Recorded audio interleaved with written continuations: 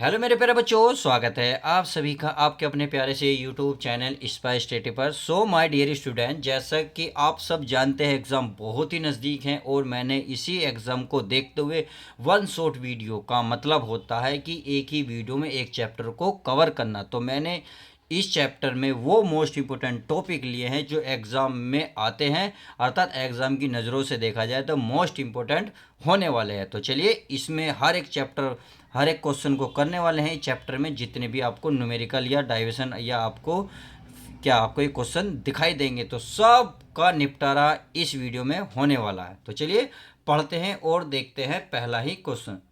इसमें लिखा है, प्रकाश का परावर्तन किसे कहते हैं, परावर्तन के नियम लिखिए। तो इसमें लिखा है, जब प्रकाश किसी चिकने तल पर गिरता है तो इसका अधिकांश भाग उसी माध्यम में वापस लौट जाता है, यानी कि उसी माध्यम में लौट जाएगा जिस माध्यम से आई थी। तो इसी घटना को प्रकाश का परावर्तन कहते हैं। देखिए ये है, मान ले कोई तल है, नीचे तो खुरदुरा है, ऊपर ये चिकना है। तो ऊपर क्या है मेरे प्यारे बच्चों, चिकना है। तो इधर से आई आपतित किरण इस आपतन बिंदु से टकराई, यानी कि अभिलंब और आपतन बिंदु के जो सिरा है उससे टकराई, और टकराने के बाद ये जिस माध्यम में आई थी उसी माध्यम में वापस हो गई। तो इसने अभिलंब के साथ जो आपतित किरण थी आई कोण बनाया, इसे बोलते हैं आपतन कोण। और जो अभिलंब और परावर्तित किरण के साथ जो कोण बनाता है आर, इसको बोला जाता है परावर्तन कोण। तो आई होप समझ गए होंगे। ये अब इसके क्या है, नियम है। तो पहला नियम है, आपतित किरण, परावर्तित किरण तथा अभिलंब तीनों एक ही तल में होते हैं। यानी कि आपतित किरण ये वाली किरण, परावर्तित किरण यानी कि ये वाली जो किरण गई है, तथा इसने बोला तथा अभिलंब ये वाला, तीनों कहाँ एक ही तल पर स्थित है, यानी कि इस वाले तल पर जो चिकना तल है इसी तल पर तीनों स्थित हैं। सेकंड पॉइंट है, आपतन कोण सदैव परावर्तन कोण के बराबर होता है। कहने का मतलब है जो कोण आई है कोण आर के बराबर होगा, यानी कि आपतन कोण ये वाला जो कोण होगा आर अभिलंब, और जो अभिलंब के साथ कौन सा कोण आपका परावर्तन कोण हो गया, आपस में दोनों क्या होंगे, बराबर। क्योंकि मैंने बताना ये जिस माध्यम में आती है, जिस कोण से आती है उसी कोण से वापस चली जाती है और उसी माध्यम में। तो समझ आ गया। अब इसका देखते हैं अगला क्वेश्चन क्या कहता है। अगला क्वेश्चन इंपॉर्टेंट है, तो चलिए पढ़ लेते हैं। इसमें कहा, दर्पण की वक्रता त्रिज्या तथा फोकस दूरी में क्या संबंध होता है। तो इसमें पॉइंट है, जब दर्पण का द्वारक वक्रता त्रिज्या की अपेक्षा छोटा हो तो दर्पण की फोकस दूरी वक्रता त्रिज्या की आधी हो जाती है। मोस्ट इंपॉर्टेंट है, अपना याद आराम से कर लेंगे। तो चलिए आगे देखते हैं। इसमें है, समतल दर्पण की वक्रता त्रिज्या अनंत होती है, अर्थात जो समतल दर्पण होता है उसकी वक्रता त्रिज्या अनंत होती है तथा इसकी फोकस दूरी भी क्या होगी मेरे प्यारे बच्चों, अनंत होगी। अगर इसका फॉर्मूले की बात की जाए तो फॉर्मूला होता है F बराबर R/2, यानी कि त्रिज्या का आधा। अब देखते हैं अगला क्वेश्चन। अगला क्वेश्चन है मेरे प्यारे बच्चों, रेखीय आवर्धन से आप क्या समझते हैं। तो मोस्ट इंपोर्टेंट है, चलिए इसको भी पढ़ लेते हैं। ये लिख रहा है, गोलीय दर्पण के मुख्य अक्ष के लंबवत नापी गई प्रतिबिंब की लंबाई तथा वस्तु की लंबाई के अनुपात को रेखीय आवर्धन कहते हैं। इसे स्मॉल m से प्रदर्शित करते हैं। कहने का मतलब यह है कि गोलीय दर्पण का जो मुख्य अक्ष होता है उसके लंबवत प्रतिबिंब की जो लंबाई होती है तथा वस्तु की लंबाई के अनुपात को ही रेखीय आवर्धन मेरे पे बच्चों कहते हैं। इसे स्मॉल m से प्रदर्शित करते हैं। तो स्मॉल m बराबर होता है I/O, या इसके एक और अन्य फॉर्मूला होता है m बराबर V/U, वो भी माइनस का। अब देखिए ये भी m का मान है, ये भी m का मान है, तो दोनों आपस में क्यों बराबर रख सकते, नहीं रख सकते। तो वही मैंने लिखा है I/O बराबर माइनस V/U। अब ये क्या क्या है ये मैंने यहाँ लिख दिए हैं। m है रेखीय आवर्धन, I क्या है प्रतिबिंब की लंबाई, O है वस्तु की लंबाई, V क्या है प्रतिबिंब की दूरी। समझ गए। अब चलिए आगे देख लेते हैं अगला क्वेश्चन हमारा क्या कह रहा है। अगला क्वेश्चन ध्यान से पढ़ लेते हैं। तो इसमें बोला है, प्रकाश का अपवर्तन किसे कहते हैं, अपवर्तन के नियम, यानी कि आपको प्रकाश के अपवर्तन की परिभाषा देनी है तथा इसका क्या नाम है ये आपको बताना है। तो चलिए पढ़ लेते हैं इसको भी। ये लिख रहा है, जब प्रकाश एक पारदर्शी माध्यम से दूसरे पारदर्शी माध्यम में प्रवेश करता है तो वह अपने मार्ग से थोड़ा विचलित हो जाता है। इस घटना को प्रकाश का अपवर्तन कहते हैं। कहने का मतलब है, जो कोई प्रकाश किरण होती है ना, एक माध्यम से दूसरे माध्यम में प्रवेश करता है, यानी कि जो एक माध्यम होता है और उससे दूसरा माध्यम, उसमें जब ये प्रवेश करता है तो वह अपने मार्ग से थोड़ा बहुत विचलित हो जाता है। तो इसी घटना को प्रकाश का अपवर्तन कहते हैं। कहने का मतलब अगर मैं मोटे मोटे के एग्जाम्पल मेरे प्यारे बच्चे बताऊं, यदि आप अपने घर हैं तो बहुत अच्छी बात है। यदि आप किसी के घर जाते तो आपकी थिंक, आपके विचार, आपकी बॉडी की लैंग्वेज सब कुछ चेंज हो जाते। तो क्यों? क्योंकि आप अपने घर हैं, वहाँ आपके दूसरा घर है। तो आप यही कह सकते हैं जब प्रकाश होता है अपने घर से दूसरे घर में प्रवेश करता है तो वह अपने मार्ग से थोड़ा विचलित हो जाता है। इसी घटना को प्रकाश का अपवर्तन कहते हैं। तो चलिए अब आगे देखते हैं मेरे प्यारे बच्चों। अगला है अपवर्तन के नियम, यानी कि हमने अपवर्तन समझा क्या होता है, अब पढ़ेंगे अपवर्तन के नियम। तो पहले नियम है आपतित किरण, परावर्तित किरण तथा अभिलंब, तीनों एक ही तल में होते हैं। ये पीछे हम परिभाषा पढ़ चुके हैं, यानी कि ये भी नियम पढ़ चुके हैं। अगला है एक निश्चित रंग के प्रकाश के लिए आपतन कोण की ज्या तथा अपवर्तन कोण की ज्या का अनुपात नियत होता है। कहने का मतलब है वह कोई निश्चित रंग है, उसके प्रकाश के लिए जो आपवर्तन कोण होगा ना, कोण की ज्या, ज्या मतलब होता है साइन, और अपवर्तन कोण की ज्या, ज्या का मतलब होता है साइन, का अनुपात क्या होता है मेरे प्यारे बच्चों? नियत होता है। तो साइन आई बटे साइन आर बराबर क्या होगा? नियतांक। और इस नियम को ही देखो मेरे प्यारे बच्चों, ध्यान रखना, कभी कभी ये इस नियम से आ जाता है कि स्नेल का नियम किसे कहते हैं, तो इसे ही स्नेल का नियम कहते हैं, या अपवर्तन के दूसरे नियम को ही स्नेल का नियम बोला जाता है। अगर ये आता है ना स्नेल का नियम क्या कहते हैं, तो आप बिल्कुल सेम ये हिंदी लिख सकते हैं और ये फॉर्मूला लिख देना, आपके पूरे नंबर आ जाएंगे। अब अगला क्वेश्चन क्या कहता है, पढ़ लेते हैं। ये कह रहा क्रांतिक कोण से आप क्या समझते हैं? क्रांतिक कोण तथा माध्यम के अपवर्तनांक में क्या संबंध होता है, ये आपको बताना है। तो क्रांतिक कोण क्या है पहले उसको पढ़ लेते हैं, फिर क्रांतिक कोण तथा माध्यम अपवर्तनांक में क्या संबंध है इसको भी हम समझेंगे। तो पहले पढ़ लेते हैं क्रांतिक कोण। तो चलिए पढ़ लेते हैं, ध्यान से पढ़िएगा। इसमें पढ़ते हैं, ये कह रहा सघन माध्यम में बना वह आपतन कोण जिसके लिए विरल माध्यम में बने अपवर्तन कोण का मान 90 डिग्री हो जाए, उस कोण को क्रांतिक कोण कहते हैं। बहुत इजी परिभाषा है कि सघन माध्यम में जो कोण भी बनेगा उसके लिए विरल माध्यम में जो कोण बना, और वो भी कितना बनना चाहिए? 90, और वो हो जाए तो उस कोण को ही क्रांतिक कोण कहते हैं। कहने का मतलब अगर मैं इस चित्र को बड़े ध्यान से देखूं तो ये सघन है, सघन में एक कोण बना, तो ये जो कोण यही कर रहा ना, सघन माध्यम में बना आपतन कोण, जो इसके अंदर बना है कोण, इसके लिए अब ये किरण आई, अब किरण क्या होगी? ये सीधी निकल गई। अगर अभिलंब से देखा जाए तो दूसरे माध्यम में क्या बना? 90 का एंगल बना चुके हैं। तो यही कह रहा विरल माध्यम में बने अपवर्तन कोण का मान 90 डिग्री हो जाए, उस कोण को क्रांतिक कोण कहते हैं। और ये इसका जो बीच में संबंध होता है, यानी कि क्रांतिक कोण तथा माध्यम के अपवर्तनांक में क्या संबंध है? ये होता है n बराबर 1/sin c, ये इसका क्या बीच में संबंध होता है। तो समझ में आ गया। अब चलिए आगे पढ़ लेते हैं। अगला क्वेश्चन मोस्ट इंपॉर्टेंट है, आपने लगभग सबने पढ़ रखा, यदि नहीं पढ़ा तो इस वीडियो में इस क्वेश्चन को बड़े ध्यान से पढ़िए। इसमें है पूर्ण आंतरिक परावर्तन किसे कहते हैं, इसके लिए आवश्यक शर्तें क्या हैं, यानी कि पूर्ण आंतरिक परावर्तन बताना तथा इसकी कंडीशन यानी कि इसके नियम या रूल क्या हैं वो आपको बताने हैं। तो चलिए पढ़ लेते हैं इसको। ये लिखा यदि सघन माध्यम में बने आपतन कोण का मान क्रांतिक कोण के मान से बड़ा हो जाए तो प्रकाश दूसरे माध्यम में जाने के बजाय उसी माध्यम में वापस लौट जाता है। समझ में आया? दोबारा पढ़िए।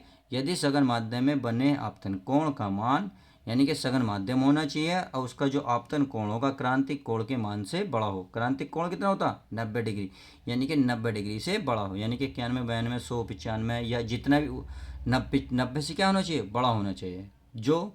तो प्रकाश दूसरे माध्यम में जाने के बजाय उसी माध्यम में वापस लौट जाता है। इस घटना को प्रकाश का पूर्ण आंतरिक परावर्तन कहते हैं। ये जैसे कि मैंने एक चित्र बना दिया है, ये सघन है और देखिए ये आपतित कोण है, ये उसी माध्यम में लौट गया, तो विरल में कितना कोण बना था यहाँ? 90, और 90 से क्या बन गया? ये ज़्यादा है, क्योंकि 90 यहाँ तक बनेगा, इससे ऊपर जाएगा तो ये कोण बड़ा बनेगा।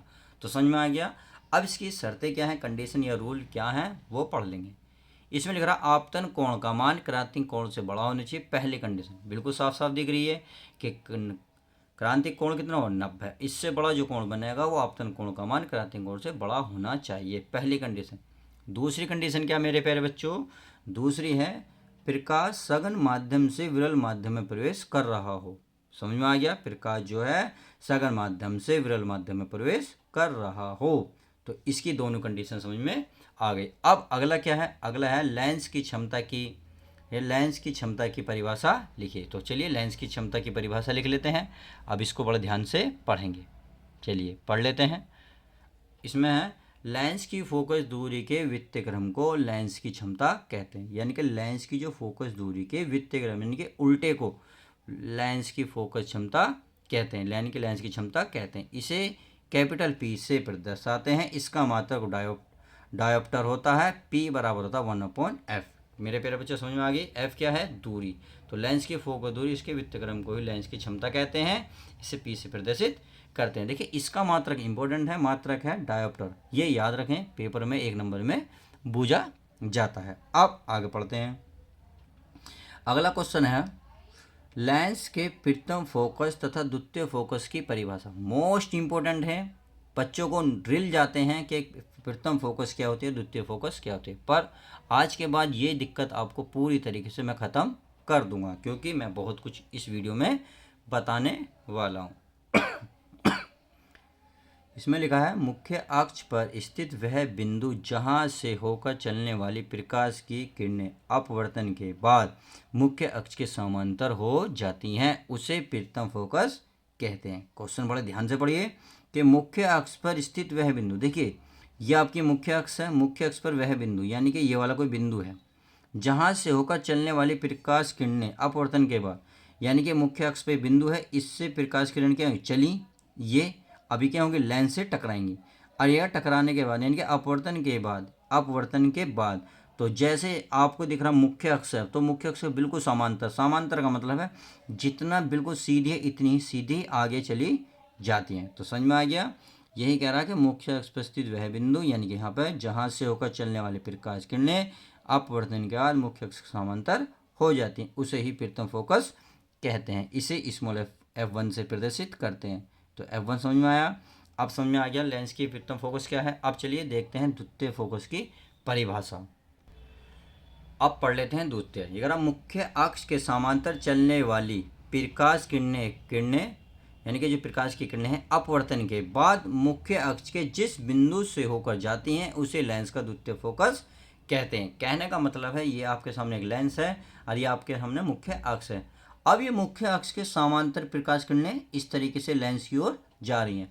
अब जैसे ये लेंस से टकराएंगे, टकराने के बाद ये मुख्य अक्ष पर जाकर टकराना शुरू कर देंगे और यही बन जाएगा आपका द्वितीय फोकस। समझ में आ गया। तो इसे कैसे दिखाते हैं, F2 से प्रदर्शित करते हैं। तो आई होप समझ गए होंगे। अब देखते हैं प्रिज्म। प्रिज्म किसे कहते हैं, प्रिज्म के पदार्थ के अपवर्तनांक तथा प्रिज्म कोण में क्या संबंध होता है। समझ में आ गया, क्वेश्चन समझ में आया। चलिए इसका आंसर देख लेते हैं। आंसर बहुत ईजी है। ये लग रहा है प्रिज्म एक ऐसा पारदर्शी माध्यम होता है जो किसी कोण पर झुके दो समतल पृष्ठों से घिरा होता है। इन पृष्ठों को अपवर्तनांक पृष्ठ तथा इनके बीच बने कोण को अपवर्तन कोण या प्रिज्म कोण कहते हैं। यानी कि कह रहा प्रिज्म एक ऐसा पारदर्शी माध्यम है, पारदर्शी का मतलब होता है आर पार, जो किसी कोण पर झुका हो यानी कि उनके बीच में क्या हो, कोण बने हुए हो और वो 3 पृष्ठों से घिरा हुआ हो। इन पृष्ठों पर अपवर्तनांक पृष्ठ यानी कि इन पृष्ठों को ही अपवर्तनांक पृष्ठ या इनके बीच बने कोण को क्या कहते हैं, अपवर्तन कोण या प्रिज्म कोण कहते हैं। अब इसमें क्या कर रहा, प्रिज्म के अपवर्तनांक तथा प्रिज्म कोण के बीच में संबंध क्या है ये आपको बताना है। तो ये लिख दिया मैंने, प्रिज्म के पदार्थ के अपवर्तनांक तथा प्रिज्म कोण में संबंध। तो ये होता है आपका n बराबर sine a plus delta m बटे 2 पूरे का बटे साइन a/2। तो ये इसका क्या है, आपका क्वेश्चन है, मतलब आपका ये फॉर्मूला है। अब चलिए आगे देख लेते हैं। आगे क्या बोला है भाई, आगे पढ़ा है हमने वर्ण विक्षेपण से आप क्या समझते हैं, वर्ण विक्षेपण का कारण लिखिए। तो चलिए, जब श्वेत प्रकाश को प्रिज्म से गुजारा जाता है तो अपवर्तन के बाद श्वेत प्रकाश अपने अवयव रंगों में विभाजित हो जाती है, अर्थात अवयव का मतलब होता है 7 रंगों की एक पट्टी बन जाती है। इस घटना को प्रकाश का वर्ण विक्षेपण कहते हैं। तो समझ में आ गया। तो चलिए अब देखते हैं वर्ण विक्षेपण का कारण। अब है वर्ण विक्षेपण का कारण क्या है, प्रिज्म के पदार्थ का अपवर्तनांक भिन्न भिन्न रंगों के लिए भिन्न भिन्न होता है, इसी कारण वर्ण विक्षेपण की घटना होती है। कहने का मतलब प्रिज्म के पदार्थ जो होता है उसका जो अपवर्तनांक है वो अलग अलग होता है, अलग अलग होने के लिए ही उसके रंगों के लिए भिन्न भिन्न होता है, इसी कारण वर्ण विक्षेपण की घटना क्या हो जाती है, हो जाती है। समझ में आ गया। अब पढ़ते हैं कोणीय विक्षेपण किसे कहते हैं। तो चलिए कोणीय विक्षेपण पढ़ लेते हैं, इजी है, कोई ज़्यादा बड़ी बात नहीं है। तो क्वेश्चन क्या है, ध्यान से पढ़ेंगे। इसमें लिखा है कोणीय विक्षेपण किसे कहते हैं, प्रिज्म से निकलने वाली विभिन्न रंगों की किरणों में से किन्हीं दो रंगों की निर्गत किरणों के बीच विचलन कोण को कोणीय विक्षेपण कहते हैं। यानी कि प्रिज्म में जितने भी रंग निकलेंगे उन रंगों में से किन्हीं दो रंगों के जो किरण निकलेंगी के बीच जो विचलन कोण होगा उसी को ही कोणीय विक्षेपण कहते हैं। इसे होता है थीटा बराबर sigma V minus sigma R, इसे delta V upon delta R. Delta V क्या है, बैंगनी रंग, बैंगनी के लिए विचलन कोण, और डेल्टा आर क्या, आर से क्या, रेड, वी से वॉयलेट। तो समझ में आ गया, ये है एक फॉर्मूला हमारा ये होता है। अब देखिए यदि इनमें से मैं एक कॉमन लूँ, एक कॉमन कर लो बाहर, तो एन वी माइनस वन होगा, एन वी माइनस वन, तो माइनस होगा एन वी, माइनस माइनस क्या हो जाएगा प्लस। तो आप ऐसे में क्या होगा, ये प्लस का ये माइनस का कैंसिल हो जाएगा, तो क्या बचेगा N V minus N R, बाहर ए है ए, और ये इसका क्या बन जाएगा, इसका फॉर्मूला बन जाएगा। एन वी क्या है, बैंगनी के लिए अपवर्तनांक है, यदि एन आर की बात करेंगे तो लाल के लिए अपवर्तनांक है। समझ में आ गया, बहुत ईजी है, ज़्यादा बड़ी बात टफ चीज़ नहीं है। तो चलिए अगला देखते हैं। अगला क्या लिख रहा है मेरे प्यारे बच्चों, अगला लिख रहा है आपका वर्ण विक्षेपण क्षमता किसे कहते हैं। तो इसे भी पढ़ लेते हैं। ये लिख रहा है जब श्वेत प्रकाश को एक पतले प्रिज्म से गुजारा जाता है तो बैंगनी तथा लाल रंगों की निर्गत किरणों के बीच कोणीय विक्षेपण तथा मध्यवर्ती किरणों के लिए विचलन कोण के अनुपात को पदार्थ की वर्ण विक्षेपण क्षमता कहते हैं। तो क्वेश्चन बहुत ईजी है। तो ये है ओमेगा बराबर N V minus N R बटे N Y minus one. V क्या है, मैंने बताया बैंगनी के लिए अपवर्तनांक, आर क्या है, लाल रंग के लिए अपवर्तनांक। सही है, देखिए बैंगनी लाल रंग के लिए बोल रहा है, अर्थात मध्यवर्ती किरण, तो एन वाई माइनस वन। तो चलिए अब आगे देखते हैं क्या कहता है क्वेश्चन। अगला है प्रकाशिक यंत्र की आवर्धन क्षमता से आप क्या समझते हैं। तो चलिए पढ़ लेते हैं इसे भी।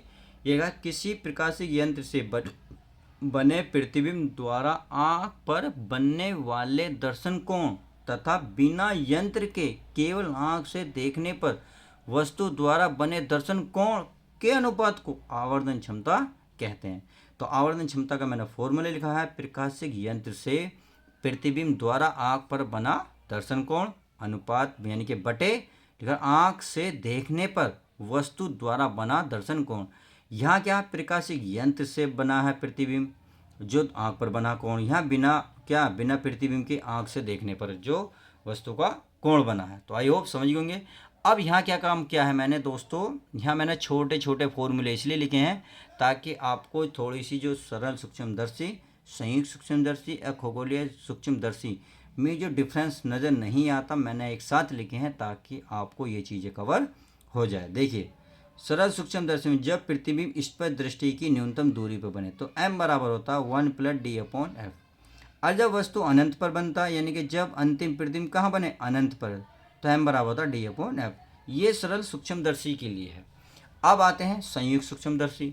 अब संयुक्त सूक्ष्मदर्शी क्या होते हैं इसे पढ़ लेते हैं। जब प्रतिबिंब d पर बने तो m बराबर बनता है -v0 बटे u0 कोष्टक 1 + d अपॉन fe। बात समझ में आ गई। जब प्रतिबिंब अनंत पर बने, कहाँ बनना प्रतिबिंब, डी पर, यहाँ का बनना अनंत पर, तो m बराबर होता है -v0 बटे u0 d अपॉन fe। समझ में आ गए। अब सूक्ष्मदर्शी की लंबाई के लिए L बराबर एक सूत्र होता है v0 प्लस ue। अगर सूक्ष्मदर्शी की लंबाई के लिए एक और फॉर्मूला होता है v0 प्लस fe। समझ में आ गया। चलिए बहुत ईजी है, कोई ज़्यादा बड़ी बात नहीं है। अब अगला देख लेते हैं। खगोलीय दूरदर्शी जब प्रतिबिंब डी पर बने, तो इसके लिए फॉर्मूला, जब प्रतिबिंब अनंत पर बने तब ये मैंने सब चीज़ें लिख दी हैं। तो आई होप आपको ये वीडियो बहुत अच्छी लगी होगी क्योंकि मैंने चैप्टर की लगभग जान को बाहर निकाल कर आपके सामने प्रस्तुत किया, क्योंकि मेहनत बहुत करी है मैंने इस चैप्टर को लिखकर आपके सामने प्रस्तुत करना बहुत बड़ी बात है मेरे प्यारे बच्चों। या आपको मेरी मेहनत कैसी लगी, एक लाइक एक सब्सक्राइब करके ज़रूर बताएं। तो चलिए मिलते हैं किसी और मज़ेदार वीडियो के साथ, वन शॉट वीडियो में। जब तक के लिए दोस्तों good bye, take care, love you guys.